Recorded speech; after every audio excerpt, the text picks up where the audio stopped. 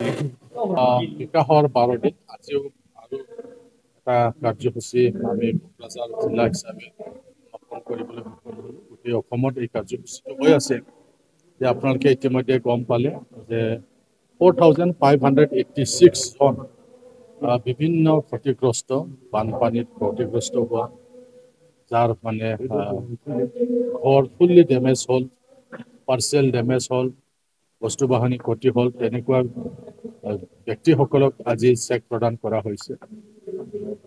ইয়াৰ পিছতো বানপানী যিসকলৰ খেতি পথাৰ নষ্ট হ'ল তেওঁলোককো আৰ্থিক সাহায্য দিয়া হৈছে। ইয়াৰ পিছত যিসকল মাইক্ৰ' ফাইনেন্স লোন লৈছিলে তেওঁলোকৰ লোন মাফ কৰা যিটো চাৰ্টিফিকেট, এই চাৰ্টিফিকেট ইয়াত ডিষ্ট্ৰিবিউশ্যন কৰা হৈছে। গোটেই সাঙুৰি পেলাই কোকৰাঝাৰত 4,586 জন মানে ব্যক্তিসকলক চৰকাৰৰ ফালৰ পৰা তেওঁলোকক আৰ্থিক সাহায্য আগবঢ়োৱাটো আপোনালোকে দেখিছে। তো সেইবাবে মই মুখ্যমন্ত্ৰী ডক্টৰ হিমন্ত বিশ্ব শৰ্মাক ধন্যবাদ জ্ঞাপন কৰিছোঁ। ইয়াৰ দ্বাৰা আমাৰ যি পৰিয়ালসকল যি ক্ষতিগ্ৰস্ত হৈছিল বিশেষকৈ বানপানীত আৰু শিলাবৃষ্টিত তেওঁলোকৰ মানে যথেষ্ট সহায় হ'ব বুলি আমি আশা কৰোঁ।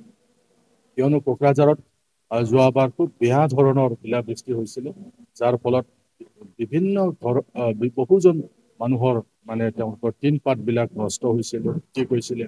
কিছুমানে মেৰামতি কৰি ল'লে, কিছুমানে মেৰামতি কৰি ল'ব পৰা নাই। এনেকুৱা ব্যক্তিসকলে আজি এই চেক পোৱাৰ পিছত তেওঁলোকে নিজৰ ঘৰবিলাক পুনৰ মেৰামতি কৰিবলৈ সক্ষম হ'ব। তাৰ বাবে মই মুখ্যমন্ত্ৰীক ধন্যবাদ জ্ঞাপন কৰিছোঁ। চেৰিমনিয়েল ডিষ্ট্ৰিবিউচন প্ৰগ্ৰাম আছিলে। ৰাজহ আৰু দুৰ্যোগ প্ৰশমন বিভাগৰ তৰফৰ পৰা আমাৰ আছিলে বেনিফিচিয়াৰী 4,568 গৰাকী।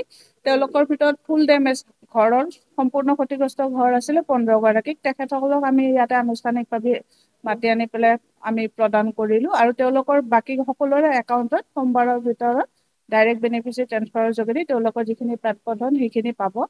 তাৰপিছত আমাৰ আছিলে চিট কেপিটেল ASLM আৰু NLMৰ অধীনত 331 গৰাকী মহিলা, তেখেতসকলক আত্মসহায়ক গোট বা ইণ্ডিভিজুৱেলি তেওঁলোকৰ আমি সকাহ দিয়াৰ ব্যৱস্থা কৰা হৈছে চৰকাৰৰ তৰফৰ পৰা আৰু তেওঁলোকেও সোমবাৰৰ ভিতৰত DBT যোগেদি পাব।